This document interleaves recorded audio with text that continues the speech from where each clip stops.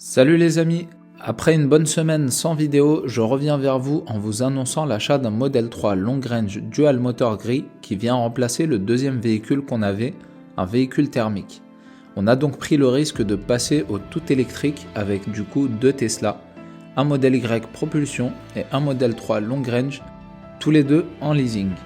Il y a pas mal de vidéos à venir, notamment des vidéos d'accessoires, des vidéos de comparaison entre le Model 3 et le Model Y qui va servir à pas mal de personnes qui hésitent encore entre les deux véhicules. Donc abonnez-vous pour ne rien rater.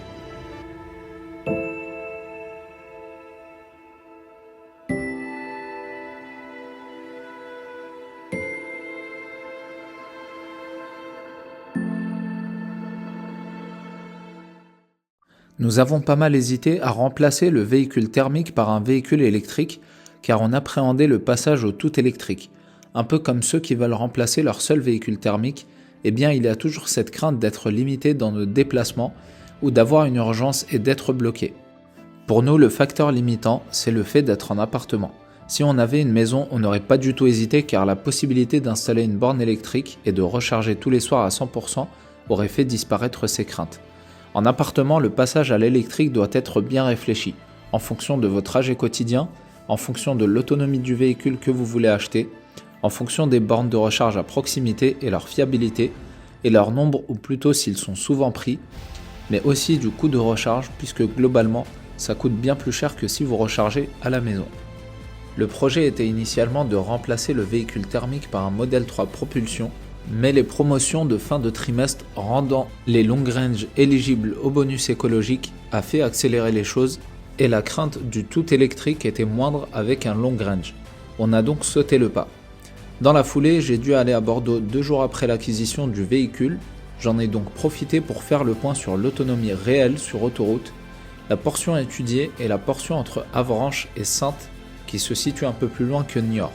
J'ai commencé par recharger le véhicule sur les bornes de Carrefour et j'en profite pour vous dire que leur borne de 300 kW, eh bien j'y crois pas trop car je n'ai pas réussi à aller au-dessus de 149 kW alors que sur les bornes Tesla je suis monté facilement à 205 kW avec la Long Range Dual Motor.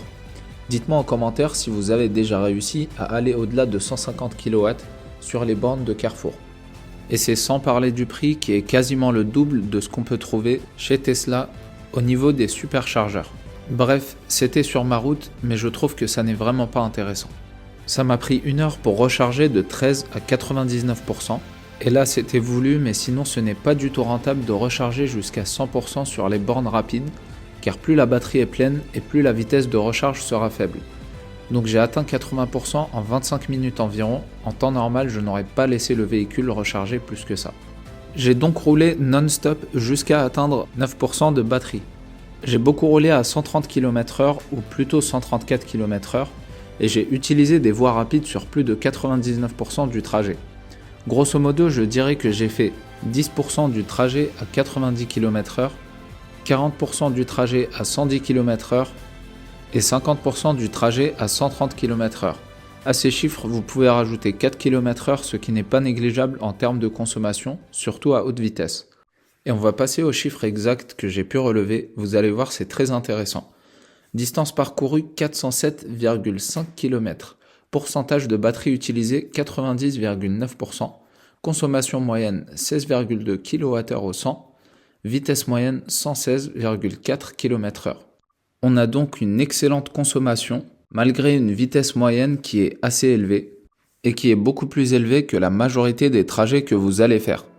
J'aurais donc pu assez aisément faire 450 km sur autoroute, et je ne doute pas que sur une utilisation mixte, je puisse faire plus de 550 km assez aisément. Je peux vous assurer que vous serez fatigué bien avant que votre batterie se décharge.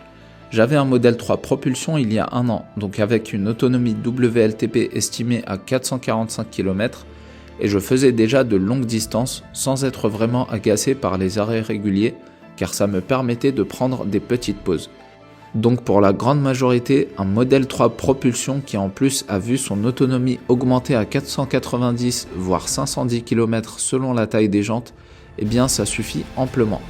Par contre pour les gros rouleurs, ça vaut peut-être le coup de passer sur une grande autonomie surtout que vous avez encore des Model 3 grande autonomie propulsion disponibles en stock. N'oubliez pas que vous avez 500 € de remise sur les véhicules Tesla en utilisant un lien de parrainage. Je vous invite à utiliser le mien que vous trouverez dans la description de la vidéo. Merci d'avoir regardé cette vidéo, abonnez-vous, likez, commentez et je vous dis à bientôt pour une prochaine vidéo.